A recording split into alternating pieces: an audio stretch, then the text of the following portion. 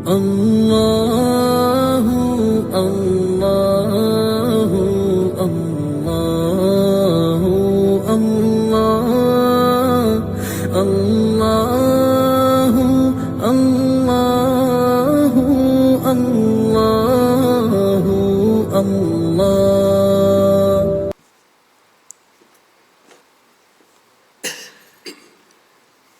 أعوذ بالله من الشيطان الرجيم. بسم الله الرحمن الرحيم.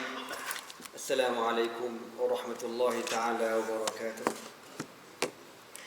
الحمد لله رب العالمين والصلاة والسلام على سيدنا محمد وعلى آله وصحبه أجمعين.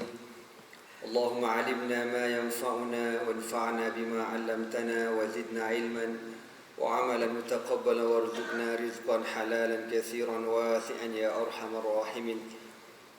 اللهم إنا قد استودعنا بما علمتناه فارده إلينا عند حاجتنا إليه ولا تنسنا يا رب العالمين. اللهم أخرجنا من ظلمات الجهل وأكرمنا بنور العلم وأحسن أخلاقنا بنور الحلم.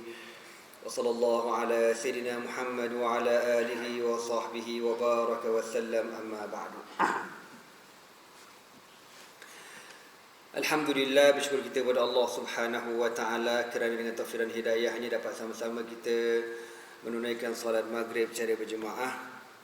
InsyaAllah pada malam ini kita akan sambung kembali kuliah kita. Sebelum itu kita mulakan dahulu dengan bacaan Al-Asma'ul Husna untuk kita mendapat keberkatan daripada nama-nama Allah Subhanahu wa taala insya-Allah. Qala Rasulullah sallallahu alaihi wasallam, inna lillahi tis'atan wa tis'ina isman man ahsaha dakhala al-jannah. Sabda Rasulullah sallallahu alaihi wasallam, sesungguhnya bagi Allah Subhanahu wa taala itu ada 99 nama, man ahsaha dakhala al-jannah. Barang siapa yang membilangnya dimasukkan ke dalam syurga Allah Subhanahu wa taala insya-Allah. Amin.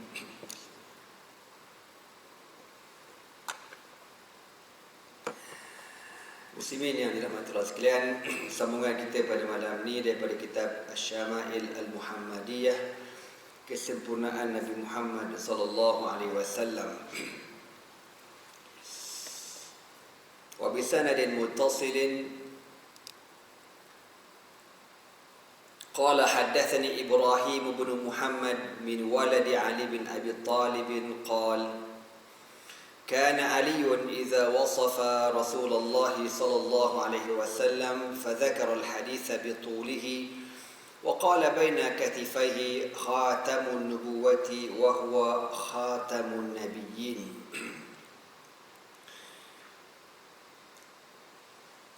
Daripada Ibrahim bin Muhammad min waladi Ali, Muhammad ini daripada anak Sayyidina Ali bin Abi Talib. Sayyidina Ali bin Abi Talib, tuan-tuan, ketika Sayyidatina Fatimah Az-Zahra masih hidup, dia tidak berpoligami, ya, dan dia pernah minta izin Nabi untuk berpoligami. Nabi kata ke Sayyidina Ali, man adza Fatimah faqad adzani. Siapa yang buat sakit Fatimah, dia buat sakit aku juga. Okay. Jadi bila Fatimah rasa sedih ke apa ke, supaya kau buat rasa sedih Nabi SAW.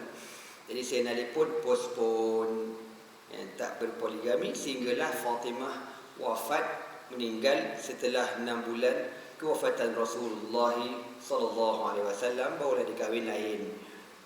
Dan dia dah dikurniakan anak yang ramai, antara anaknya bernama Muhammad. Dia kata apa?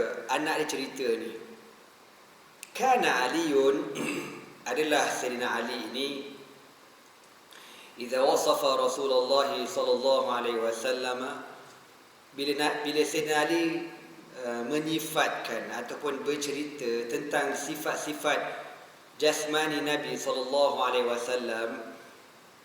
Jadi zakar al-hadits bi tulihi, hadis tu panjang, cerita panjang. Wa qala, dan dalam hadis tu Sayyidina Ali sebut baina katifaihi khatamun nubuwah, di antara dua bahunya ada khatamun nubuwati, tanda kenabian, wa huwa khatamun nabiyyin, ia merupakan khatam, tanda an-nabiyyin, muhim bagi para nabi. Jadi hadis tu panjang, tapi nak cerita dekat sini poinnya apa dia? Antara dua bahu Nabi di sebelah belakang yang kita dah cerita pada bulan lepas, ada tanda kenabian Nabi. حدثنا محمد بن بشار حدثنا أبو عاصم حدثنا أزرة بن ثابت حدثني علباء بن أحمر اليشكري قال حدثني أبو زيد عمرو بن أخطب الأنصاري قال لي رسول الله صلى الله عليه وسلم يا أبا زيد أدن مني فامسح ظهري فمسحت ظهره فوقعت أصابعي على الخاتم قلت وما الخاتم قال شعرات مجتمعات. Dalam perawi hadis ini ada seorang perawi bernama dikata haddatsana Muhammad bin Bashar haddatsana Abu Asim. Abu Asim ni siapa? Dia kata Abu Asim ay al-Basri, seorang ulama daripada Basrah, Iraq. Nama dia Ad-Dhahhak. Ad-Dhahhak nama dia. Wa kana Syekh al-Bukhari, wa kana Syekh al-Bukhari. Dia ini merupakan tok guru kepada Imam Bukhari. Sahibu manaqib wa fadail, mempunyai kemuliaan, keistimewaan yang tersendiri. Kharraja lahu al-jamaah, ramai ulama-ulama hadis yang mengambil hadis daripada beliau. Wa yulaqabu bin Nabil wa kasri al-muwahhadati li kibari anfihi. Dia ni diberi gelaran dengan gelaran An-Nabil. Nabil ni maknanya antara yang paling biasa orang tahu maknanya cerdik lah. Nabil maknanya cerdik. Antara makna Nabil ni besar. Antara makna dia ialah besar. Dia kata, kenapa diberi gelaran besar dekat dia ni? Likibari anfihi, kerana hidungnya besar. Ya, ulama hadis ni, tok guru kepada Imam Bukhari ni, hidung dia besar. Dalam kitab Sairul A'lam An-Nubala ada cerita. Dia kata kat sini, qila تزوج امرأة فلما خلا بها قالت له نحي رقبتك عن وجهي قال ليس ذا ركبة قال ليس ذا ركبة إنما هو أنف. Wallahu alam lah, cerita ni macam pelik pun ada, kelakar pun ada. Dikatakan Abu Asim ini yang orang panggil Nabil dengan sebab hidung dia besar. Bukan makna Nabil tu hidung besar je. Nabil ni mana cerdik. Tapi antara diberi gelaran orang hidung besar ni Nabil. Ceritanya, satu hari Syekh Abu Asim ini berkahwin dengan perempuan. Jadi pada malam dia bersama dengan bini dia ni, bini dia kata apa tahu? Bahasa kita lah, abang ni punya lutut jauhkan sikit. Jauhkan sikit lutut. Dia kata lutut suami dia kena muka dia. Apa kata suami dia, Syekh Abu Asim ini? Bukan lutut lah, hidung. Hidung dia tu besar macam lutut. Ingatkan lutut apa hidung? Tak tahulah aku macam mana. Wallahu alam ya. Wallahu alam. Ala kulli hal, dia seorang perawi hadis yang terkenal, tok guru kepada Al-Imam Bukhari. Jadi haddatsani Abu Zaid Amr bin Akhtab al-Ansari qala, beliau berkata, qala li Rasulullah sallallahu alaihi wasallam, satu hari Nabi berkata kepada aku. Nabi berkata kepada siapa? Kepada Abu Zaid Amr bin Akhtab al-Ansari. Nabi kata apa?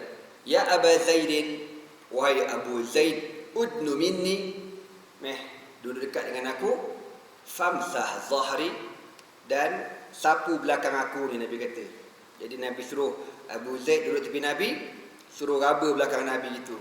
Famasahtu zahrahu, lalu aku pun sapu di belakang Nabi.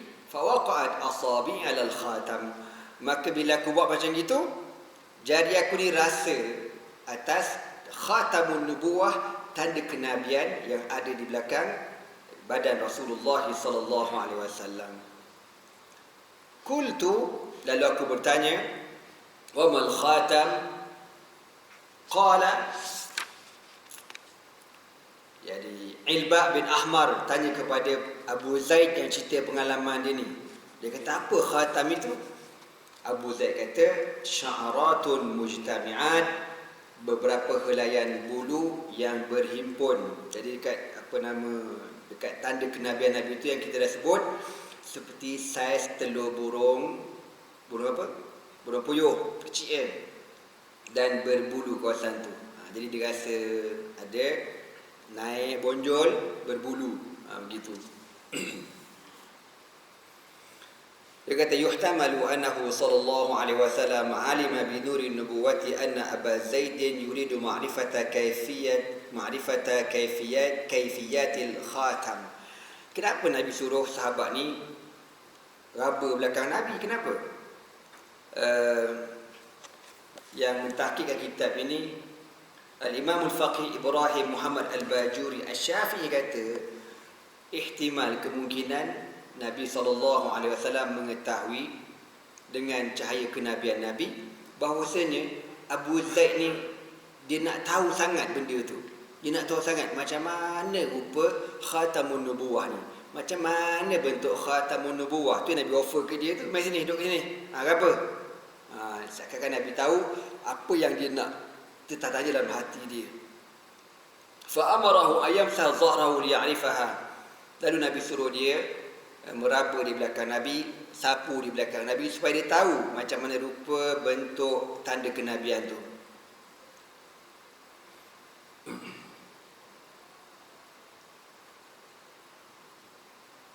Okey. Sya'ratun mujtami'an. Jadi dia kata tanda kenabian ini ialah macam kita dah sebut dah, hadis ni dah banyak dia punya periwayatan dia. Maknanya daging yang berbonjol dan ada bulu-bulu yang tumbuh dekat kawasan tu.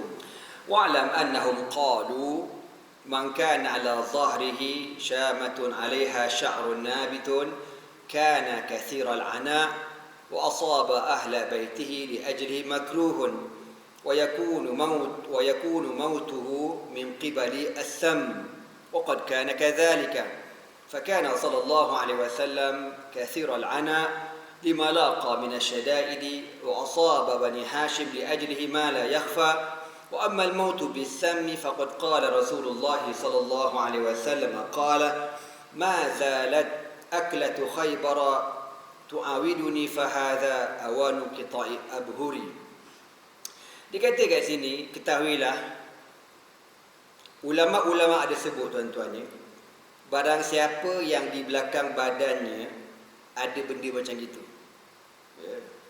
ada tumbuhan pula, ya, ada daging bonjol gitu dan ada berbulu. Kalau ada kan, jangan perasan Nabi pula. Maknanya Nabi nagis tu pelotang tu Nabi. Nabi dah tak ada sallallahu alaihi wasallam, Nabi dah wafat. Ya, kalau orang ada tanda macam tu tandanya apa? Tandanya kathiral ana, orang ni dia banyak beban. Dia banyak tanggungan. Dan ahli keluarganya akan menanggung kesusahan juga. Dan kalau dia mati, kemungkinan kematiannya dengan sebab diracun. Sebab apa? Begitulah Rasulullah sallallahu alaihi wasallam, ya.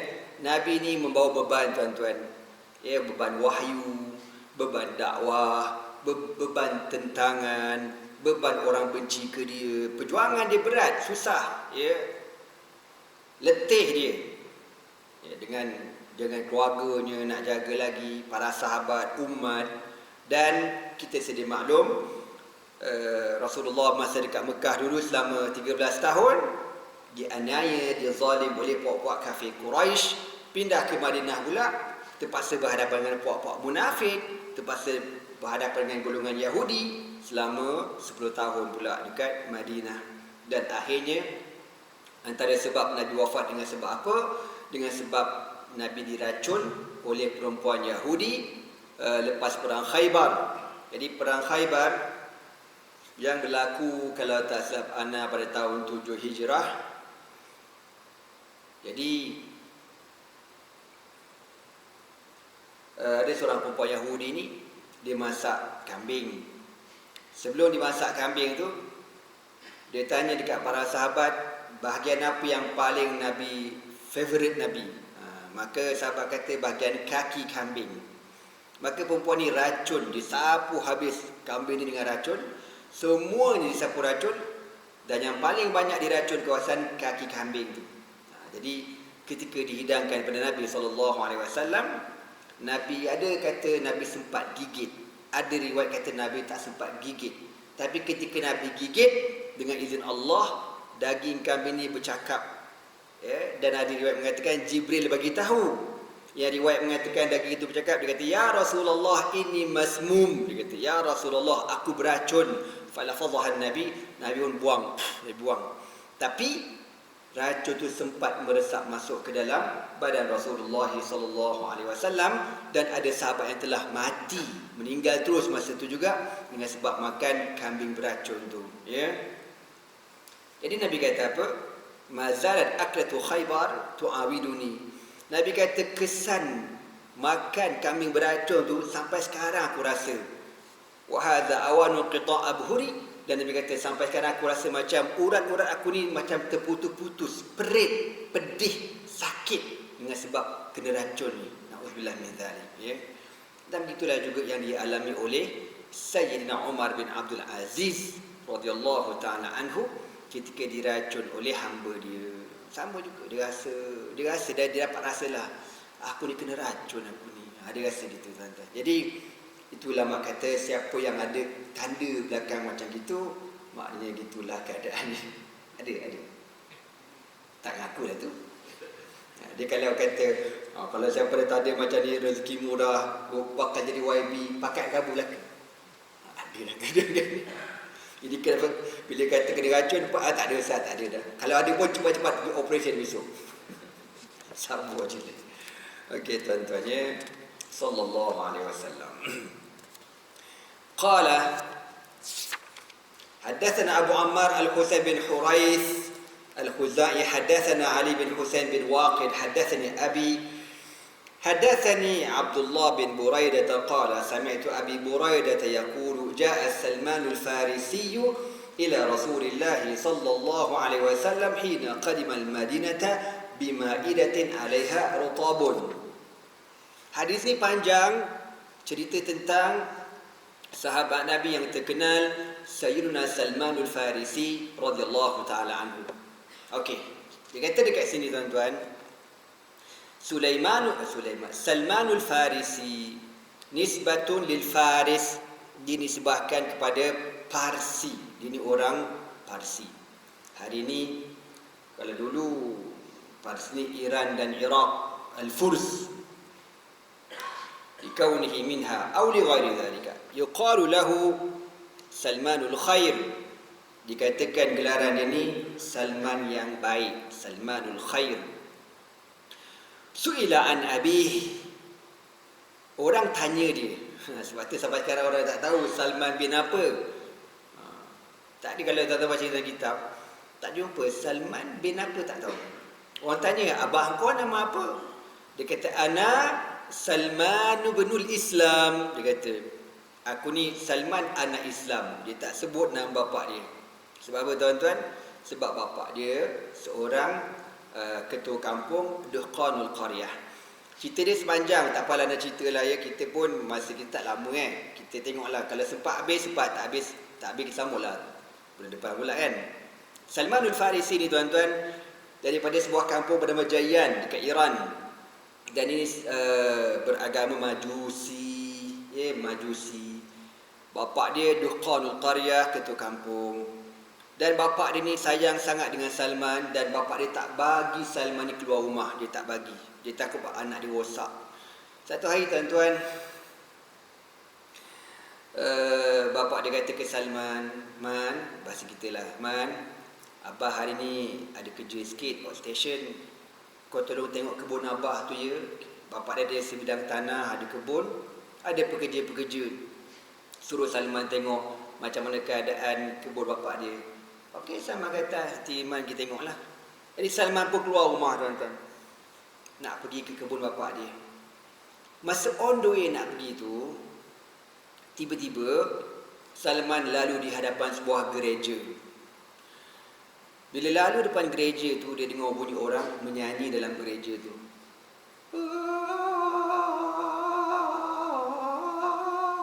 Lagu benda aku tak tahulah. Menyanyi dalam gereja kan. Dia kata pun, macam ni. Dia pun masuk. Masuk duduk dalam gereja tu. Dia dengarlah orang nyanyi dalam gereja dengan padri, dengan apa-apa semua tu nyanyi. Tak sedar je Salman leka dengar lagu dalam gereja ni. Tahu-tahu nak maghrib. Nak maghrib. Dia pagi dia keluar, layan ke gereja tu sampai maghrib. Lalu Salman kata, dia pun tanya dekat padri tu, agama apa ni tuan? Padri tu kata, Nasraniyah, agama Kristian. Min aina aslu hadha din? Agama ni asal daripada mana? Padri tu kata, Minasyam, daripada negara Syam. Oh gitu. Okey, tak apa, saya pun dah lewat ni, saya nak balik rumah lah. Dia pun balik rumah. Sampai rumah, tengok bapak dia dah standby dah. Bapak dia balik dulu, ingat kan? Dia balik dulu, bapak dia balik dulu. Bapak dia tu, kau pergi mana man? Kau pula lambat. Sepatut abah yang lewat, kau pula lewat. Apa cerita kebun abah? Salman kata, bah, sorry lah, Salman tak pergi kebun pun. Habis kau pergi mana? Tahulah tadi masa pagi tadi nak pergi tu, Salman nampak ada gereja, Salman masuklah kejap. Salman lepaklah kat dalam tu. Panjanglah ceritanya. Lalu Salman kata apa? Abah, agama diorang bah lagi best daripada agama kita. Agama kita langsung tak best. Sebab agama dia kan Majusi kan, sembah api. Nak menjaga, nak melantak tengok api 24 jam, boring kata. Agama dia lagi best. Bila dia kata macam mengamuk orang tu, kurang ajar punya budak. Apa dia kata kan? Lapma dah tampar je budak ni. Semenjak pada itu tuan-tuan, Salman tak dibenarkan keluar rumah. Jadi bapak dia, rantai dia tak benarkan keluar rumah, takut rosak akidah tuan-tuan semua. Diringkaskan cerita, satu hari Salman berjaya melarikan diri dan dia pun dah tekad dia akan pergi tak kembali. Dia nak cari agama Kristian tu, nak cari agama Kristian tu. Lalu dia pun lari tuan-tuan sampai ke sebuah lokasi dekat Iraq. Dia masuk dalam kampung tu, ada gereja, dia nak menumpang. Padri tu kata, okey duduk kat sini, kerja dengan aku, berkhidmat dengan aku. Salman pun sejak pada itu tuan-tuan jadi tok siap lah kita kata. Duduklah dalam gereja tu berkhidmat, mengaji, qiyamul-lail dengan padri ni. Apa kata Salman? Padri ni rupa-rupanya kaki gembat, dia kata. Kaki gembat. Derma orang ramai yang orang ramai bagi dekat padri ni, dia simpan tau. Dia ada bilik rahsia dalam gereja tu, dalam tanah tu ada bilik rahsia. Dia longgok kat situ, emas, perak, intan, belian, semuanya di bawah tu belakang. Salman nak melawan tak berani, nak cakap tak berani, pasal dia menumpang dekat gereja kan, kelebih-lebih pula, kena halau pula aku sekarang. Duduk je kat situ. Ditakdirkan Allah meninggal padri ni. Bila padri ni meninggal, orang kampung datanglah nak sembahyang mayat, nak mandi mayat, nak buat tahlil, gitulah lebih kurangnya. Salman kata apa kepada orang kampung, tuan-tuan semua, saya nak bagi tahu satu benda. Benda. Inna hadzal rajula rajulu su'in. Padri ni orang jahat. Tak boleh percaya, kaki kelentong. Orang kampung mengamuklah, kurang ajar engkau menumpang kasih lebih-lebih, penampar belum kau baru tahu. Salman kata betul, penipu kaki kelentong. Apa buktinya? Tuan-tuan tak tahu.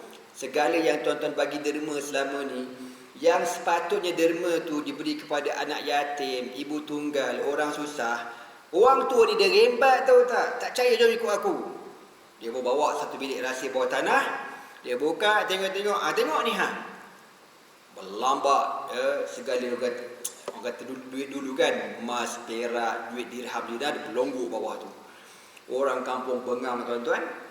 Dia bawa keluar mayat padri ni, dia pun salib, letak salib tengah-tengah dekat luar apa nama luar gereja tu, dan diorang baling dengan batu sampai hancur mayat tu.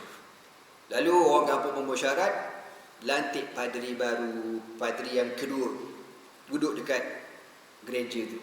Salman pun berkhidmat dengan padri yang nombor 2 ni. Belajar, puasa, qiyamul lail, berkhidmat. Setelah beberapa tahun, padri yang kedua jatuh sakit. Padri kata apa? Wahai Salman, aku rasa umur aku tak panjang dah. Lepas ni 2-3 hari mati dah kot. Apa kata Salman? Wahai Tuan Guru, padri ni bagus, padri kedua ni bagus, soleh orangnya tuan-tuan, orangnya bagus. Wahai Tuan Guru Padri, kalau Tuan mati, dengan siapakah saya nak sambung pelajaran saya, perkhidmatan saya?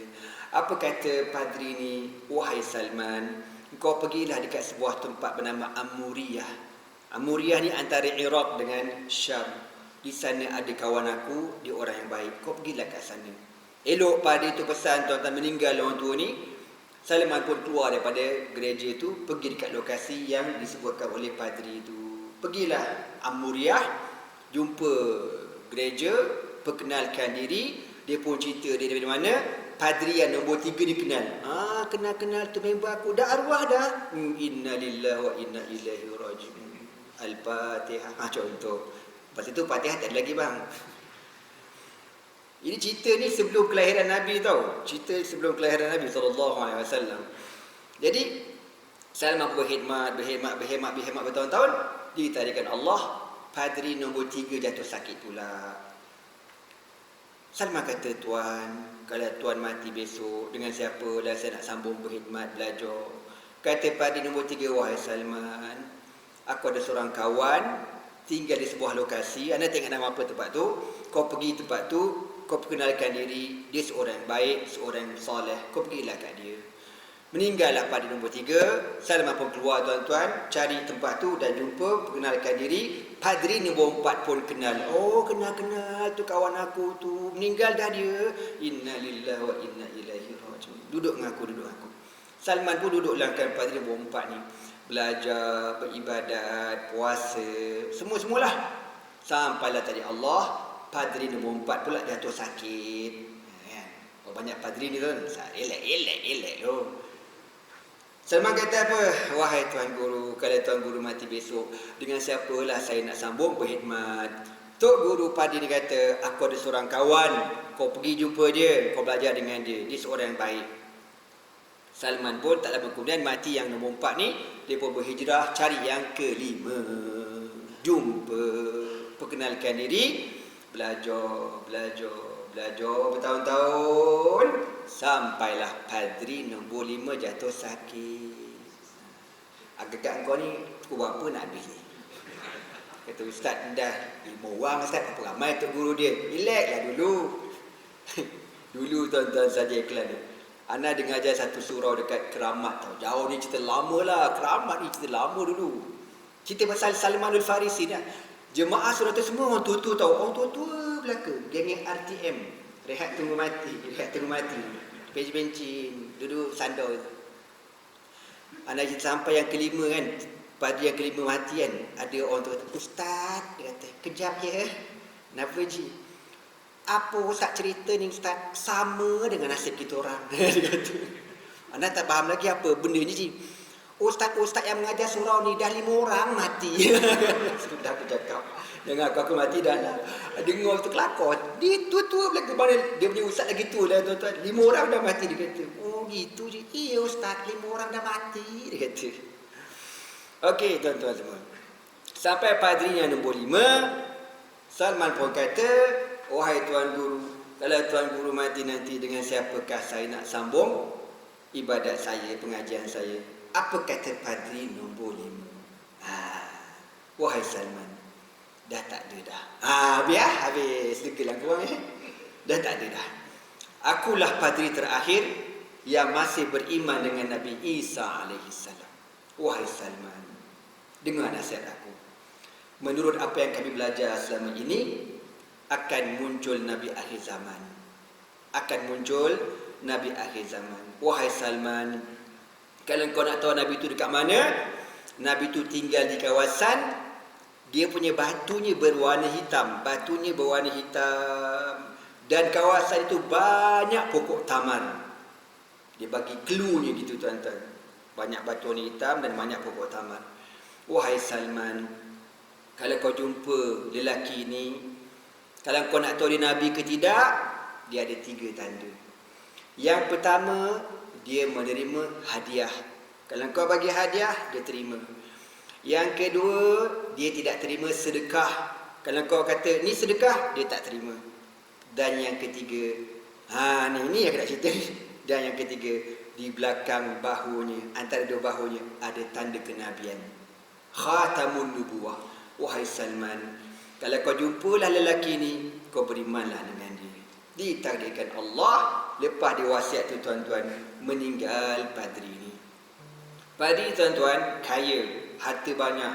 Ada kambing, ada unta, ada lembu. Anak tak ada. Badri mana kahwin kan? Jadi segala harta benda tu, dia bagi ke Salman. Semua dapat ke Salman belaka. Salman ni walaupun kaya sekelip mata, tapi bukan tu tujuan dia. Dia nak cari pesanan Tok Guru dia, mana Nabi akhir zaman. Jadi dia pun satu hari dia keluar dekat kawasan Syam tu, dia tanya, siapa di kalangan tuan-tuan yang datang daripada Semenanjung Arab, siapa datang daripada Makkah, ada tak, ada tak? Orang pun tunjuklah, tu kau pergi kat sana tu, geng-geng tu semua pedagang-pedagang daripada Semenanjung Arab. Kau pergi tanya. Dia pergi tanya, sembang-sembang, dia kata, ya kami daripada Jaziratul Arab, Semenanjung Arab, datang ke sini berniaga. Salman kata, boleh tak aku nak tumpang? Boleh. Berapa tambang? Free of charge. Boleh, nak berapa ikut. Okey, pada hari ini ditetapkan, Salman pun follow diorang ni balik ke Semenanjung Arab lah. Ditakdirkan Allah. Salman kan bawa dia punya kambing, lembu, unta dia. Sampai tengah-tengah jalan tuan-tuan, rompel-rompelnya, rombongan ni rombongan penyamun tarbus, Sarifdul 6 Jahannam tuan-tuan. Habis dirompaknya Salman, saya tak tinggal apa. Tengok Allah Ta'ala nak bagi petunjuk ke Salman, perjalanan hidupnya susah tuan-tuan. Oh hebat Salman ni, sebab tu kita kena ingat, bukan semua orang dapat petunjuk dengan mudah. Kan? Anak bila cerita dia teringat satu cerita tau, tapi cerita panjang, lain kali lah cerita. Cerita bagaimana seorang hamba Allah dekat Australia. Dia ni asalnya orang kaya, taklah kaya, biasa-biasa je. Jadi pengedar dadah, masuk penjara pergi kat Thailand nak buat dadah. Ni cerita betul ni, National Geography cerita. Dalam bahasa Arab aku tengok. Jadi dia lakonkan balik cerita tu. Ringkas cerita tuan-tuan. Dia masuk penjara, keluar penjara dan hampir-hampir nak bunuh diri. Akhirnya masuk Islam dalam penjara Thailand. Masuk Islam. Allah Ta'ala bagi dia petunjuk dengan sebab dadah tu tuan-tuan. Subhanallah. Okey. Lala Salman kena rompak, kena samun. Dan Salman dijual. Dah lah kena pau, kena jual. Jadi hamba. Dijual kepada seorang Yahudi tuan-tuan. Dah isyak belum? Sikit lagi. Belum kan? Kalau dah tu bagi kamu Jadi dijual kepada seorang Yahudi. Yahudi ni beli hak Salman ni, bawa balik kampung ni. Salman kata, bila aku sampai dekat kampung Yahudi ni, aku tengok, dia tengok kota kampung tu, dia teringat pesan Tok Guru dia. Salman, kalau kau sampai tempat tu, batu-batu ni berwarna hitam, banyak pokok-pokok tamar. Salman kata, sebiji lah macam yang Tok Guru aku cakap, sebiji. Memang sampai kat mana? Madinatul Munawwarah. Kau tengok tu Allah Ta'ala nak bagi ke dia. Jadi Salman tak kata apa, dia duduklah itu, kerja siang malam pagi-pagi, pekebun lah. Okey. Jadi ceritanya masih banyak tuan-tuan. Nak tahu cerita macam mana? Sehingga bertemu pada episod yang menyampaikan pada bulan depan insya-Allah. Aku liqauli hadza wa astaghfirullah li wa lakum. Wassalamualaikum warahmatullahi taala wabarakatuh.